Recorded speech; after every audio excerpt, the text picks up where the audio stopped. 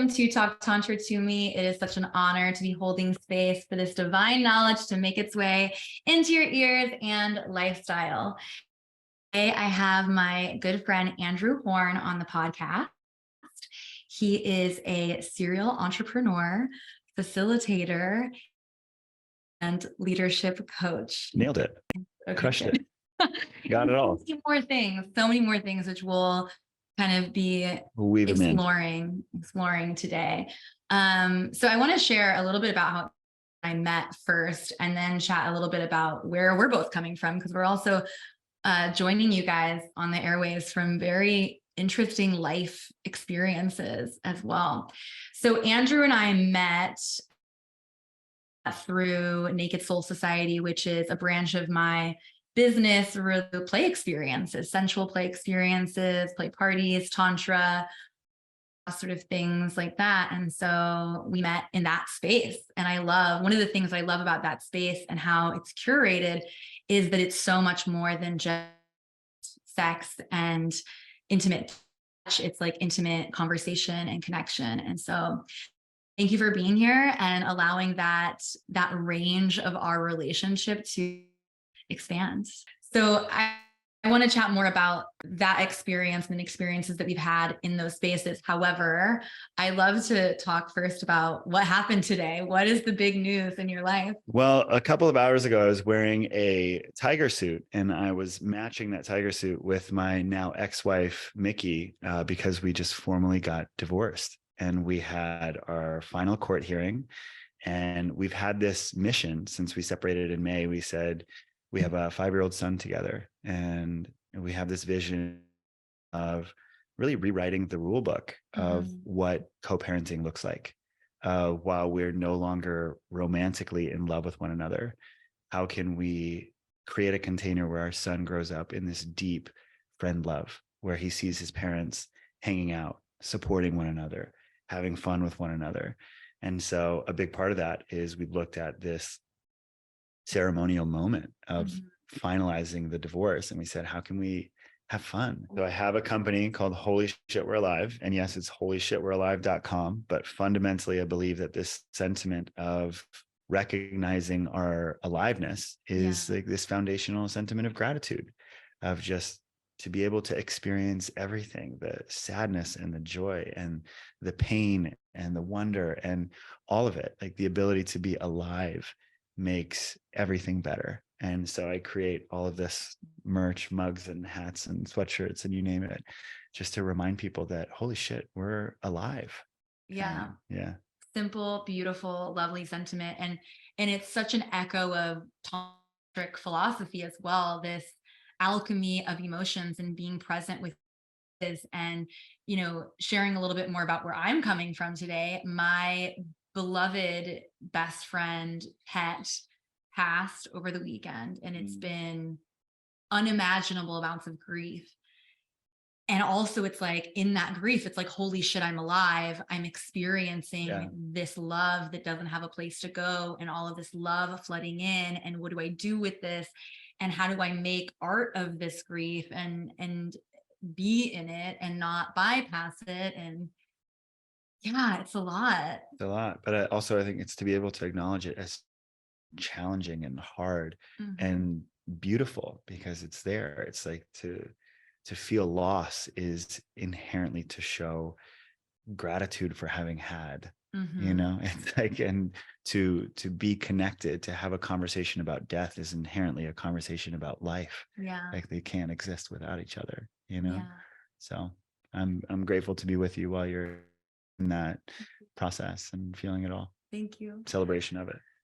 And celebration of your relationship, which is evolving. And I'm curious to hear, like, what are your intentions with flowing with that forward? Like, obviously, I'm sure this process of like the separation was a lot of things, and then it shifts into what's next. Like, what is the vision for you guys? That's exactly what we wrote today, actually. My ex-wife, Mickey, I'm probably going to call her my wife on this podcast because 11 years of habit, but we wrote a post together today, and I invited her and I said, let's share our intentions for this new iteration and evolution of our relationship. And mine were, let us build a co-parenting dynamic grounded in celebration and love and gratitude for one another. Let us help each other to be the best parents that we can be. Let us champion each other becoming the highest, most authentic version of ourselves in the world. And let us feel the deepest appreciation for all that we've shared and all that will come next. And may we anchor into the belief that our family and our relationship will just keep getting better and better forever and ever. That is so fucking beautiful. And I'm sure it wasn't always easy, but I'm so happy and inspired by how you are moving through this. I'm actually a child of divorce. My parents got divorced when I was young. And so while their dynamic and the things that played out set me up for the life that I have now, that my pain became my purpose in a way, it's just so powerful to have evidence of other ways of being in a relationship, especially when it comes to relationships evolving. Yeah. Andrew and I, when we first got together, we decided that our intention for the relationship, one of the primary intentions at least, was to be evidence of what's possible for others in relating. And so with me, I'm so intimate with my purpose in the world that it's like no part of my life is untouched deeply. In fact, it's all very much entangled. Yeah. And I love that. Sure. I once had a client ask me, like, how do you, like, what are your boundaries between your clients, and like how do you keep your work life and your private life separately, basically? And I was like, it's not really clearly separate, you know? And I kind of like it that way. Of course, there are boundaries and there are things that are sacred and I take care of myself. However, like, my clients become my friends, and my partner comes on my podcast and is now helping at retreats. And, you know, I love that. I love that there's this, like, I feel like the past paradigm has been all of these pieces are so separate, your work life and your family, and how beautiful is it to integrate that and to have this connection.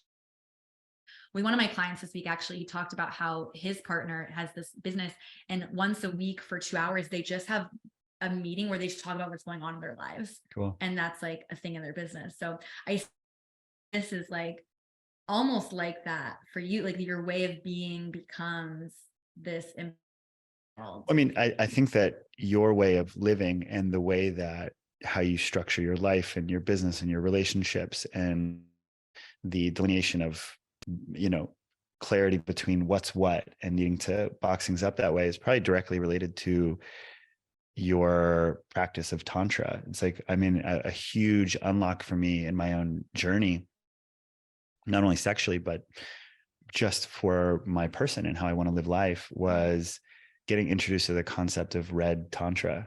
So coming into the experience with my new partner, we were coming to the experience. I think both of us hold this frame of freedom being foundational to our relationship, and want to approach it of really understanding who we are, what we want to explore, and that relates to all aspects of our life, the professional, the relational, and then the sexual. And so these types of group experiences were something that was interesting for us. And I think that we found that in being really clear and communicative about what were our desires, what were boundaries, like what helped us to feel safe in these containers, that there's a real level of intimacy that was cultivated in introducing the dynamism of a group dynamic. And so I think that for us, that's something that's so powerful, is that you can enter into a dynamic with a number of people, but really with the focus being on strengthening the dynamic with a primary partner, which for us was so crucial to entering into a space like that. And then as it relates to the BDSM, this is actually something that's a fairly new pursuit for me. I'd say just over a year. And the real shift for me happened spending time with someone who has spent a lot of time in non-traditional relationships. So she identifies as polyamorous, and she's been in like very significant kind of like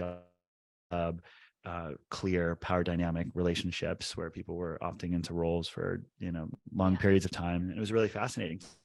Is this the same partner? No, this is just a friend that I was with. Actually, I went to a in Sweden, this woman and several other friends. And one of the things that she was talking about with BDSM is she actually just walked me the 4 letters of BDSM of what they were.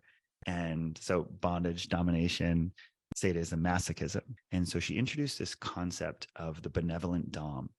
And the way she said it to me was so beautiful. She said, I think that so many men confuse domination with subjugation. Mm. And don't get me wrong, like that could be your thing or your kink to be subjugated, like go for it. But what she said is that domination, like the benevolent dom, is opting into a role where you are fully in control, but you are doing that not in a place of I'm going to subject you to whatever I want to do with you because I'm in full control, like subjugation. It is I am going to step into dominance and remove all of your power from the situation because I'm aware that there's a precipice of pleasure that exists for you only when you are tapped into your full surrender. Yeah. And so stepping into the dominance, removing your power and stepping into my power is fundamentally service of my partner's pleasure. And so for me, I find my turn on being in my dominant. And I think that I find it with a lot of men through my organization, the Junto. And if you're in a traditional masculine feminine partnership, it's you're going to find a partner who's more turned on in their masculine, in their dom, and one who's more turned on in their feminine, in their passive. And so what I found in this was the ability to get into my turn on and that power archetype without necessarily going into the hyper physical or aggressive sex, where I think myself historically and of men find that dominance and that turn on in the bedroom. What I was able to start learning about was how to create scenarios where I could really focus on what do you need to feel safe here? Yeah. Like what is it that you truly want? And getting to know my partner's desires so intimately, because I can, even with words now, like create the container and the experience where my partner feels safe to relinquish control.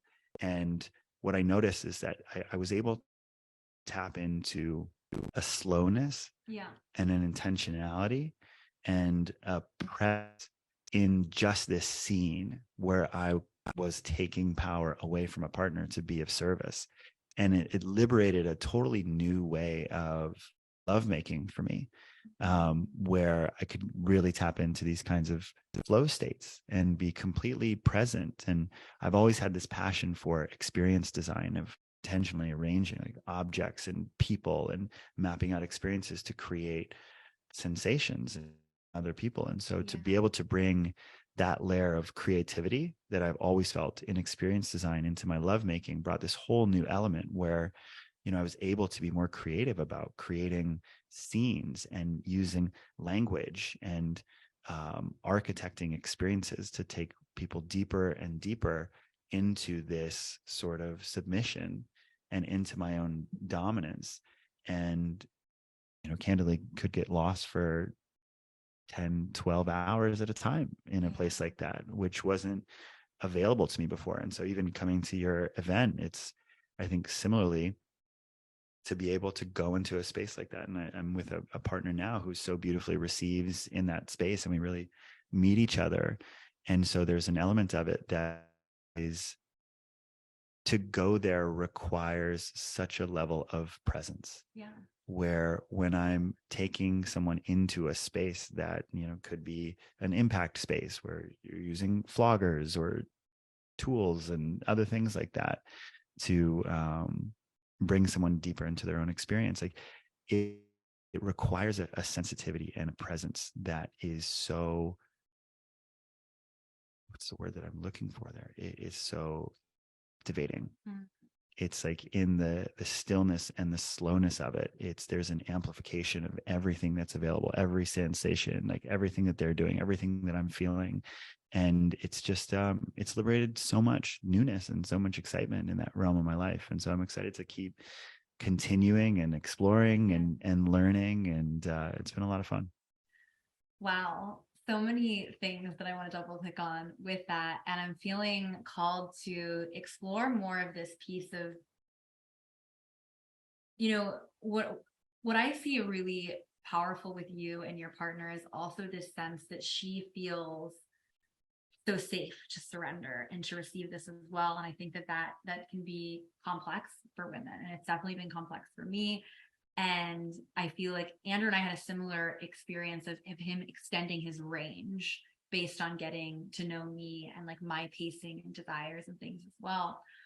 And as a woman, to let someone hold your power for a period of time, whether it's for a scene or even just like something as simple as like going to dinner and letting a man take the lead. Because to me, like that energy, that like so transcends the bedroom, and in some ways can be like the foundation of the relationship and very hot in that, Sure. and can also as well within the partners. There are places in the relationship where I take more of the lead as well. Yeah.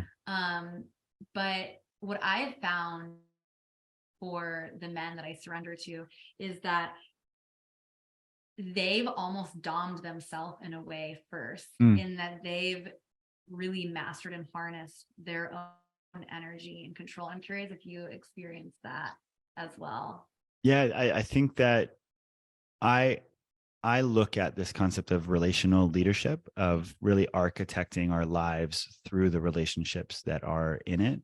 And the first step in relational leadership of leading in any relational dynamic, I think, is ownership of our own experience, of taking responsibility for what it is that we're feeling, what it is that we need.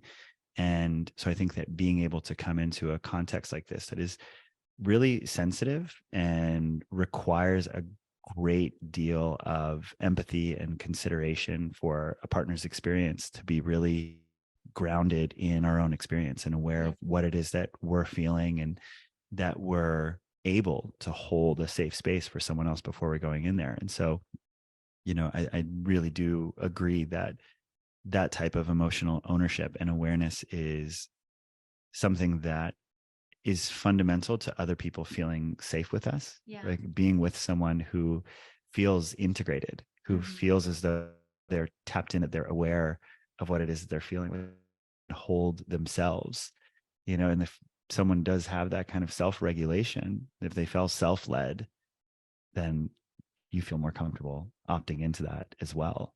Yeah, because they're modeling it. And I think that so much of it does just come down to very explicit, in any relationship is built off of explicit and implicit agreements. Like I will do this, I won't do that.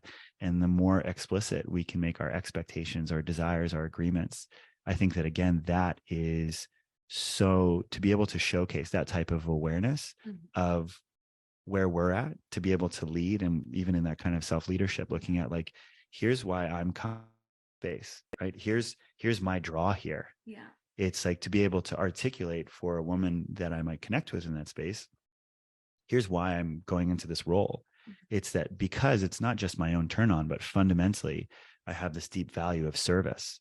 And I see how tapping into my own dominance in this way with someone who also finds their turn on in their submissive, that me going here is inextricably linked to service. It's the benevolent dom. It's, I am taking the power away from you because of what you're articulating and what your desires are. It is in your best interest.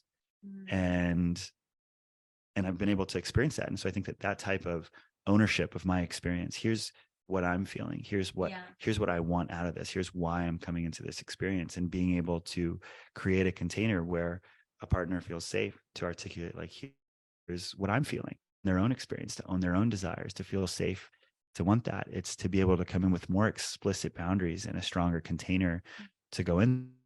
Yeah, I think then again creates a space where we feel safer to release into it. And there's this great, again, one of my first passions is experience design, whether that's creating epics or creating weekend-long wilderness retreats. And there's this great study that was once done. It's called the Playground Study. And so the National Association of Landscape Architects, they commissioned a study where they wanted to look at the impact of fences around schoolyards. And so what they did is they had these two control groups. So it was kindergartners, and they looked at the kids playing by a playground in a field and had no fence. They marked where all the kids played around the playground field with no fence. And then they had the second control group. They went around and they had a fence this time that was around the end of the field. And they marked where all the kids played. And guess what the biggest difference was between the two control groups? Let's hear it. Okay. It was when the fence was around the ends of the field, the kids would explore all the way to the fence.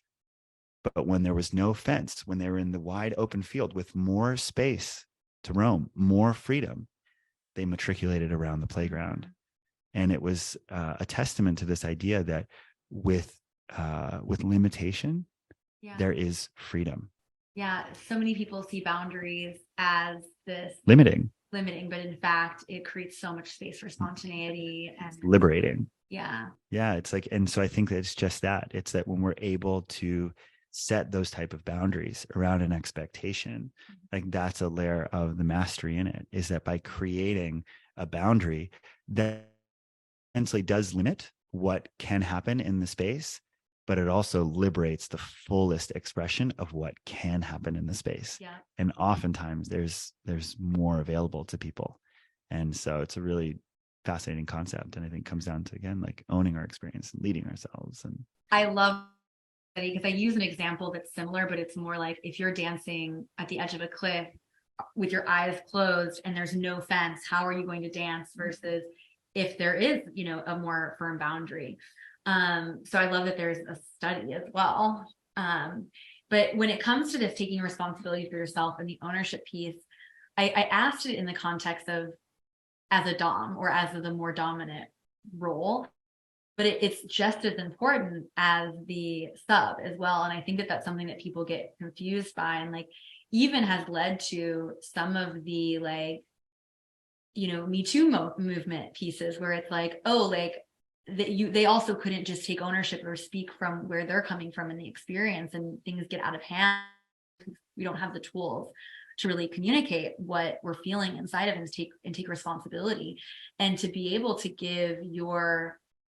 to surrender to another person sexually or otherwise. You have to be able to trust yourself first. And that's such a big piece as well.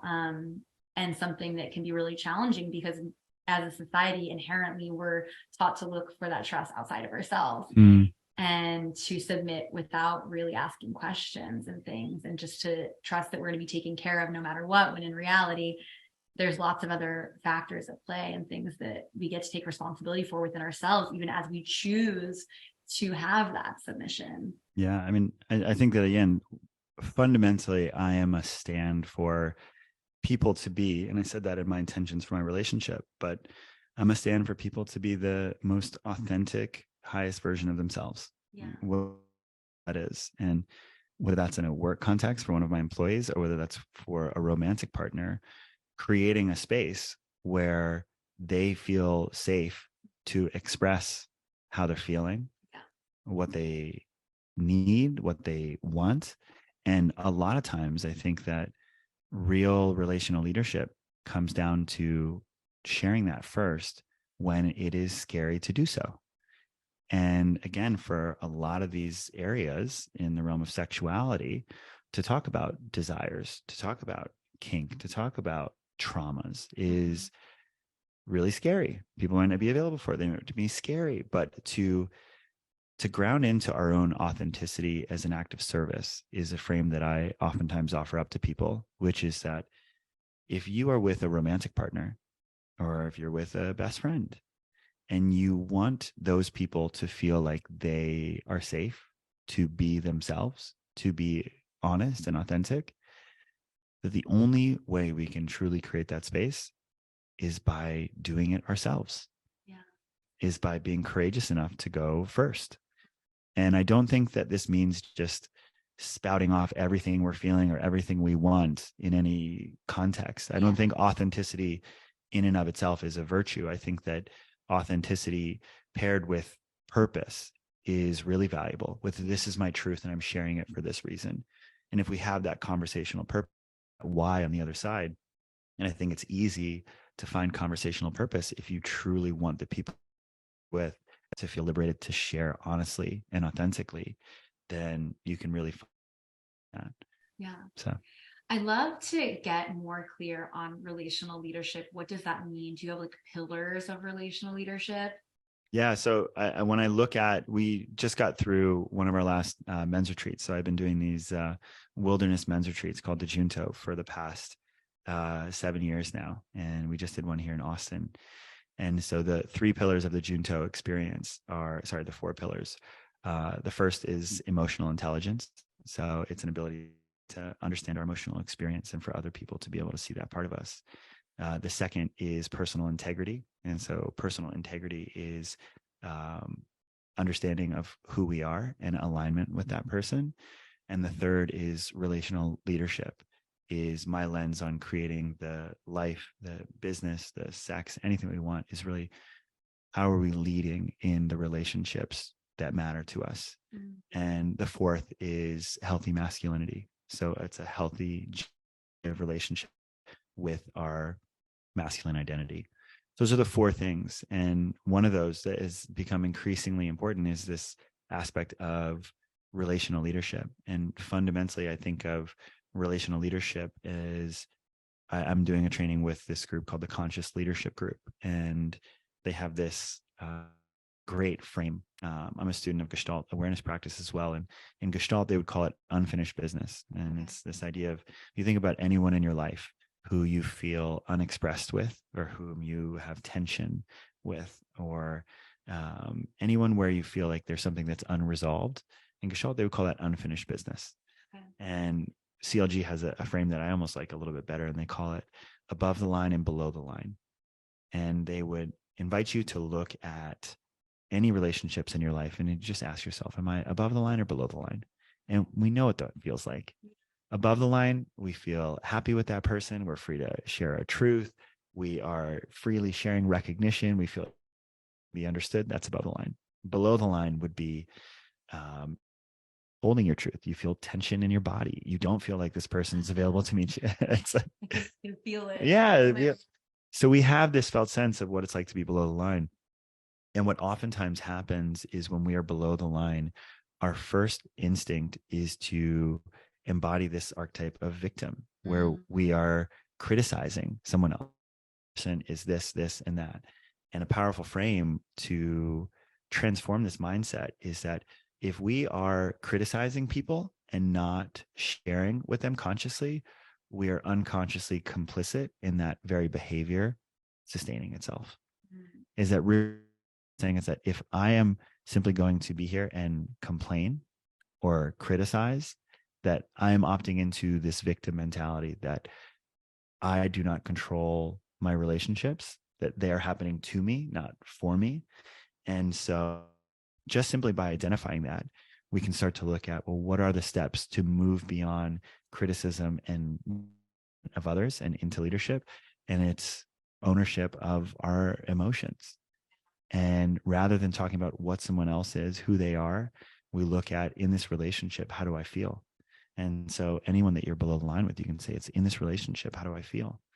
And this is what's real for me. Yeah. We kind of have stories about, and the reality for so many people, especially men, is that no one ever creates space or trains us in how to connect with our emotional experience, because we're unable to articulate what the emotion is, or we're unavailable to feel that. It's much easier to simply criticize other people, to talk about who they are, to be in judgment, because it's challenging to do that. But as we all know, just because something is challenging doesn't mean that it's worthy and worth our time and attention. And so once we're able to look at what it is that we're feeling, now we can relate to our emotions as messengers. It's that there is no enemy in our emotions. There's no enemy in our emotions. Each of them has a purpose, and it is very likely counterproductive in helping us to achieve that purpose, right? It's like our emotions want to stress us out because they want us to achieve more. It's our emotions want us to be worried that we're not going to find the right because it wants us to find the right partner. But it's so helpful to identify that our emotions are not enemies. They're trying to help us, but oftentimes ineffectively. And so if we can shift our lens of the emotions into one where we're viewing them as messengers, we can start to get curious instead of critical. And once we start to get curious, like, what do you need? Oh, like, this shame that I'm experiencing or this fear that I'm experiencing has an unmet need, very likely. Yeah. I think that when you look at our emotions, one of the simplest ways to evaluate why they're there is just looking at what needs are being met or unmet. Yeah. If we are happy, you can probably find a couple of needs that are being met in that moment. If we are angry, you can probably find some needs that are not being met. Yeah. Right. And so now when we identify that an emotion is there, what needs are or not being met, now we can start to consciously share that with people. Hey, this thing happened and I want to share what I needed or what I need moving forward. And like, I'd like to request that this is what we do moving forward. So we come from this place of judgment and criticism into owning our experience, identifying what was needed, and clearly articulating, here's what I'd like moving forward.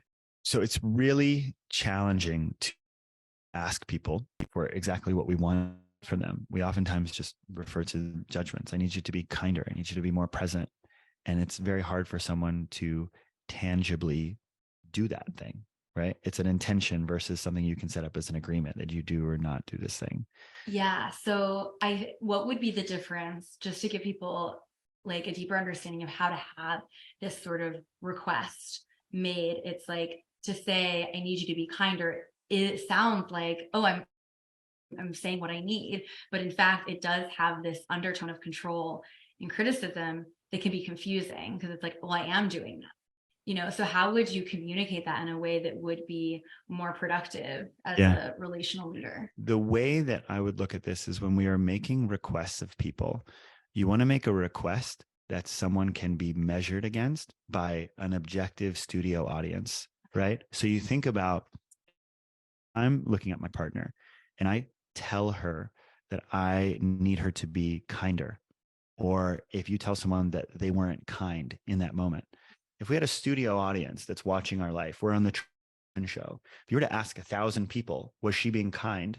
You're not going to get 1,000 people to say, yes, she was being kind or no, she was not. There's going to be some sort of deviation. Mm-hmm. If I say, hey, when you didn't pick up the book, I got really upset. And you had 1,000 people who were watching it, they could say objectively, did she pick up the book or did she not? Yeah. It's an observable event. And here's what I look at. It's the distinction that is most important is, are we setting intentions or are we setting agreements? Intentions are valuable. Intentions are saying, hey, I'd like us to be more present when we're with each other. And that's fine to be able to say that. But I think that for people who really want to own and become the masters of their universe and own their own power to cultivate the relationships that they want, to step out of this victim role, we're not trying to set up new intentions. We're trying to set up new agreements, because an agreement is a binary. An agreement is a yes or no. You didn't do it or you did do it, which is, if we know our love language is words of affirmation and we want that more often. Hey, can you say nice things about me more often? You could say like, hey, could you make a point like once a week to just send me a message of what you appreciate about me? Yeah. Like, and that's an actual request. Mm-hmm. And think about what you want there. What's the actual request? What would make you feel good? Is that layer of mastery where you will start to get people to take the specific behaviors that change. But if we are just lofting out these intentions, which again are oftentimes just clouded in judgment of other people, need you to be more present, our partner is very likely to take that as a judgment. I'm not being present. I've done so many things for you right here. And so what's really powerful is that we can frame this not in an admonishment of guilt or wrongdoing, but that, hey, here's a need that I have. And like, if you were to do this thing, it would make me feel really connected. Yeah. Make me feel really positive. And so again, it really is, it's this ownership coming out of the criticism, getting curious. What do our emotions need? Sharing those needs with our partner, coming out of our needs into tangible requests, setting new agreements, what we can be measured against objectively and not just intentions. And I think that this has relevancy. Again, I work with men who are actively working on their romantic partnerships, and I work with venture-backed CEOs who are doing this with their executive team. But it's the same thing. And I think the power of it is realizing that we have the power to mold our relationships into the constellation we most desire. But to do that, we cannot be in this state of criticism. Yeah. Yeah. And I think what's most powerful about that too is, well, first of all, you find it within yourself. You get really clear about what do I need and how do you reframe those relationships with your emotions, find that your feelings are happening for you, not to you, which is like a whole internal journey. Sure. And once you mirror that to your partner and you start, or whoever the relationship is with, once you start having conversations from that place, they see it and pick up on it. And like, it might be confusing at first, and there might be growing pains with my experience of having those shifts, is that then it becomes evidence for the other person as well. And then relationships start to change almost infinitely out into the world in a way. But it's really a relearning, because we come from a place where our emotions are often bad or wrong and need to be quieted instead of felt and been curious about. And one of the biggest shifts that makes this way of communicating welcomed in by a partner or a coworker is by grounding it in service, by asking yourself, do I want this person to feel like they can be honest with me about how they're feeling, what they need, and what they want to make this a really generative relationship for them? And if the answer is yes, then you can just say that at the end of any sort of articulation of a need that hasn't been met, what you want moving forward. And hey, if you've been holding on to any feelings, or if there's anything that I can do to help you to feel relationship, I'm here for it. Right? It's line. It says, I'm doing this, and I'm also committed to holding space for you to do that. Because I don't think that, if we're in a relationship where only our needs are welcome or valid, then that's probably not a relationship that you want to be in. And so it comes down to, again, this conscious, authentic expression of what we're feeling, what we need, what we want moving forward, and inviting in space ethically and honestly for people to do the same thing for themselves. Beautiful. Yeah. And what brought you to this place of understanding these dynamics and this mastery within yourself? Like, what was your journey to become this relational leadership guru? Yeah, I mean, I studied communication for many, many years in my early 20s. And my mom is a Hall of Fame public speaker. She's published 12 books, and she writes on these issues of how to deflect, disarm, defuse verbal conflict, how to write the perfect pitch, title, tagline for anything. And she's brilliant. She's one of the best at what she does. And very early on, I helped her to systemize a lot of her training into a strategic communications agency. And we were working with all sorts of big people like IBM and Microsoft and you name it. And I learned a lot of these techniques and these tools, and I would use them to give TED Talks, to help people to craft their own TED Talks, to write pitch decks for venture capital association, you name it. And so in that process, I was achieving success on the external world, but my reality was one of such dissonance on the inside.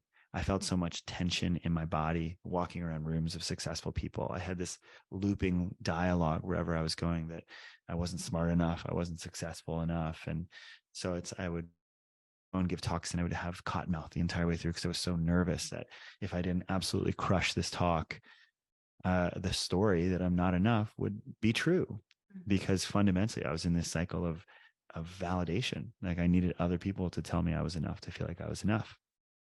And everything really shifted for me when I had this experience in Gestalt communication training, and a facilitator opened our entire workshop with these simple prompts. He said, I'm going to invite you to embrace three pillars of awareness for the weekend.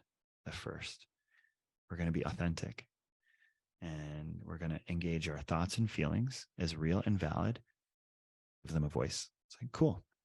And he said, we're also going to be curious. We're going to honor our curiosity for ourselves and for other people. And we're going to honor that, ask those questions. And last, we're going to be present. We're going to be fully here. And I was like, okay, cool. I'll do this. And so I'm diving into this experience. And whenever I do a transformational workshop, I'm just kind of like, okay, I'm here. I'm going to throw off the bow lines of who I think I am and try this and do it. And so there was this woman who was at this workshop, and her name is Megan, and she's a successful media entrepreneur. And I trying to talk to her, and we all know that experience of like trying to connect with someone, but they're like looking over you. They're not actually answering your questions, like one word answers. And then our shit starts to pop up. So now I'm in my head, I'm like, oh, she doesn't think I'm cool enough. She doesn't think I'm successful. And so now I'm feeling insecure. And I've noticed my pattern of like, I'm going to avoid her because I don't feel good around her.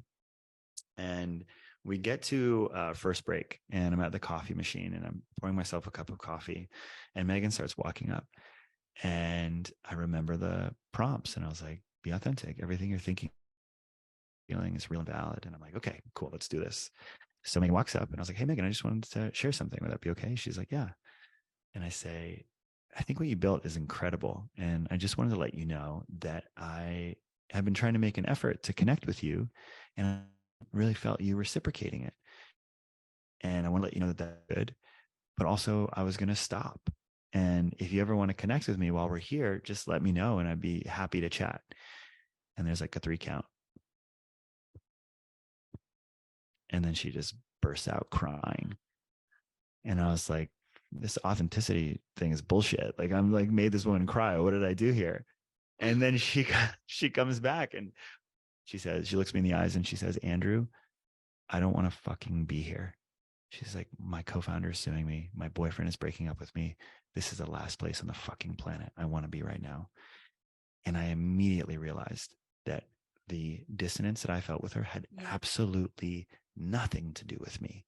She had her whole internal experience going on. But it was in that moment that, and I get goosebumps when I say it, like the lines of the matrix appeared in front of me, because I realized it was not just this relationship with Megan where I was doing it. It was every single relationship. Is that I was relating to people not based off of who they were, but based off of my story about how they perceived me, about their availability to meet me for who I was, to receive my truth. And the stories that I was telling myself about people, I saw it so viscerally, were inhibiting me, were making me feel like shit, were making me feel anxious. And so Megan walks back into the room. And then that's when things really clicked for me. Is she walks back in the room, she raises her hand, she's like, I need to share something. I don't want to be here. Like, here's what's happening in my life. And then guess what happens? 3 in the room go up. I don't really get this. Like, I don't see the value. This doesn't seem practical. And I saw my truth unleash Megan's truth, which then unleashed 3 other people to could be themselves. And I realized that so much of my life had been dedicated to studying these tools and these techniques of effective communication, and they have a great deal of value. But fundamentally, they were masking this belief that I couldn't be the real me. I couldn't just be who I was. And what I saw in that moment is that the exact opposite was true, is that when I was exactly who I was captivating, I was powerful, and I was creating space for other people to just be themselves. And so that shifted so much of my own way of speaking to one of really asking myself, well, I want to pursue authenticity. I want to pursue this and help other people to do this, because I think it's one of the most powerful things. And so one of the next things that I did was create this men's group where 8 of my closest friends who I loved and knew very created space for us to come together once a week. And we would talk about what's real for us through the lens of our emotions. And I remember at the end of the first session, a guy who I'd known for 5 years, one of my best friends, just looks at the group and he says, I feel so much less alone. And everyone hits their chest and they're like, me too. And I just realized that so many people are everyone's holding on to so much, and they don't have space to just feel that. And so it started with that first piece of how can we just connect with who we are and share that effectively without judgment. And so I created tools for building emotional awareness. And then this question of like, if we just want to be authentic, we just want to feel like we can be ourselves, air quotes, but how do we do that? I started to synthesize this framework that I call social flow. And if we think about what is a flow state is just when we are feeling our best and performing our best with very little effort, just flowing. And you can get that while you're performing, while you're having sex, while you're playing sports. Like, you know where you feel it in your life. It's a thing that you do naturally and without effort. It's intrinsic. And I started thinking about, like, how could we do that in social context? And one of the primary triggers of flow states in athletic or artistic pursuits is this idea of intrinsic motivation, is that we're doing something because it's intrinsically rewarding, not for the result. And in relationships, so often we are performing for external outcome. We want to be liked. We want to get the job. We want to be welcomed into the community, you name it. And having this sort of focus on the end outcome, on the goal, is oftentimes counterproductive to actually performing our best. And that the reverse engineering here is to take our awareness off of the externalities that we don't control. We don't control people's receptivity, we don't control the outcomes in front of us. We control inputs, right? We often think we control the outputs. No, you control your inputs. So you don't control the outcome or the output, and you don't control how people perceive you. And it's natural for the mind to think about these things. I call it the rope. And so instead of focusing on the rope, which again, our mind does naturally to keep us safe in social settings, we can come back to our intrinsic motivation, which is, what do I have to offer here? And in any social situation, you have 4 pillars that I think you can offer and come back to be yourself. And it's just, I can. And so think about this 4-letter acronym in any social situation, any transitional moment, whether you're meeting up with someone, going to a dinner, walking into the bedroom, and it's intentionality. How do I want to be? Give yourself 3 ways of being instead of responding to that, instead of reacting to what you think the space is going to do. Like, how do I want to be myself? Curiosity. Instead of focusing on self-consciousness, hyper-awareness of self, introduce other consciousness. What do I want to know about this person? Honor your curiosity. Say, what do I most want to know? And find the questions that do it justice. And you have authenticity, was, what do I want to share? What's real for me? And by simply asking yourself, what are the emotions that are present? Can I actually share myself through the emotions that are present? One of the realest things that we have to offer that actually help people feel connected to us. What am I excited about? Reminding ourselves that we have things that are energizing, generative, real for us that we can share to contribute in conversation. And the last one is just now for presence, reminding ourselves that most times when we are feeling bad in a social setting, whether that's tension in the belly, in the mind, or a resistance to acting, it's because we're focused on the future. It's, we think something bad is about to happen, like something's going to be uncomfortable, we're going to get rejected, something won't go right. And it's that focus on the future that brings out that kind of dissonance. And so just, what are the things that I can do? The last question is, how can I be more present? And I know that looking here at you, like, I can be more present by looking into your eyes. I can be more present by just taking one breath right now. And I can be more present by really listening to understand you. Like, if I do those things, I will be more present. And I feel a lightness over my body, even saying that. And so I started to focus on these things of just like, how can I come out of the performance of who I think people need me to be into who I really am? And the more that I started to do that, the better I started to feel with people, and the more receptivity I felt with other people.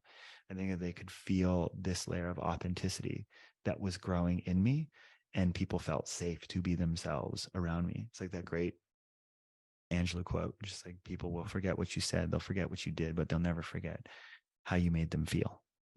And I really do believe that. And this type of self-trust that we opened the podcast talking about, that this is how we do that, is by asking, becoming aware of our experience, and being courageous enough and masterful enough to get out of the way, and to let that be enough to connect in any social setting.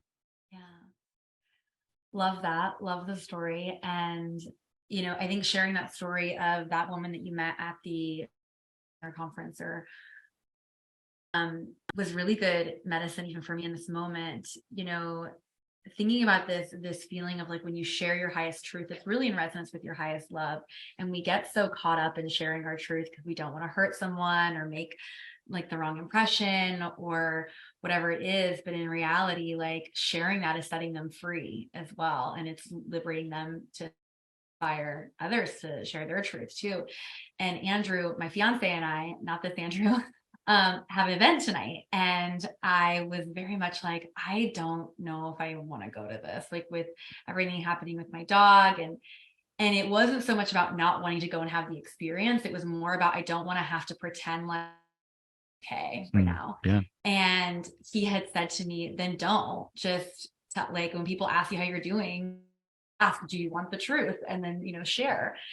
And from the space of I don't need anyone to do anything about it. I don't actually want to talk about it with, strangers, but to just acknowledge, hey, this is where I'm coming from is really powerful. Yeah. And it is so much that we just have our natural reaction of how are you? I'm fine, and just having that permission and creating evidence that it's safe to just acknowledge where we're at and where we're coming from is incredibly powerful. So Totally. It's I was saying with my partner recently, she's like, I don't want to make it a big deal. And I was like, we make it a big deal by telling ourselves that we can't share it. yeah. We make it a big deal by telling ourselves that we can't share it. If we can share it, shame is like this idea that like we're not enough, we're bad, we've done something bad. And Esther Perel says shame dies in sunlight, like these ideas that like we can't be something. And so it's this idea of, even last night in my men's group, I had this moment of, I had the thought that I was really embarrassed by, and it just came up in the company of some of these guys. And it was the last thing to say. And oftentimes, and this is, again, I think that this does require a container around it. Again, I don't think that we just want to share everything every time we feel it. I think discernment is really important. The thing you least want to say is usually exactly what you should say. Yeah. And the thing that will set you free, because it's this idea, if there's a thing that we are holding on to with some sort of story that we can't, something that we built up, like there is a block. And the ability to simply share that thing helps us to detach from the story, a thought, as who we are. We're able to acknowledge it more as a witness, to say like, hey, I had this thought that's here. And just in sharing it, we're oftentimes able to release the control that it has on us as our identity, and say like, no, this is an idea, And so I completely agree. Yeah, it's definitely a journey I'm still on of getting comfortable with being in the discomfort of sharing those pieces as well. It takes being around the right people to hold your truth and to rewire those feelings. And it's a beautiful thing. But I'm curious to hear, where does this take you now? How are you helping people in these ways? What are your offerings? And Yeah, absolutely. So I run this incredible company called Tribute, which helps people to do collaborative video montages. And I've been doing that for about 11 years. And this year I've been making more space to lead other entrepreneurs as an executive coach. And so a lot of the work that we're talking about here, like really taking people deeper into their own personal and relational leadership, of looking at their businesses and their personal lives, and how can they show up fully in those relationships as a mechanism to unlock the deepest levels of freedom and financial success. And that's been really incredible. And then something that's so alive, and as I mentioned, I just got off one of our latest Junto retreats, and we have been running these retreats for the past 7 years. And so I create spaces that are these 3-day wilderness intensives for men to come out and embrace those 3 pillars that we talked about before, of emotional intelligence, of personal integrity, and relational leadership, and creating spaces where men can come and feel the totality of what's real for them, to explore what they've made it mean to be a man, and really to come back to a conscious understanding of their own manhood, of their own identity, through the lens of values and beliefs and legacy, and giving them a community of people who can really reflect and hold them accountable for being that person in the world. I often refer to the Junto as this modern rite of passage. And if you look at kind of what a rite of passage is, a rite of is any experience where an individual transitions from one place of status and set of responsibilities in a community to another. Wow. So an example of that would be you're transitioning from a boy to a man. That's your status, right?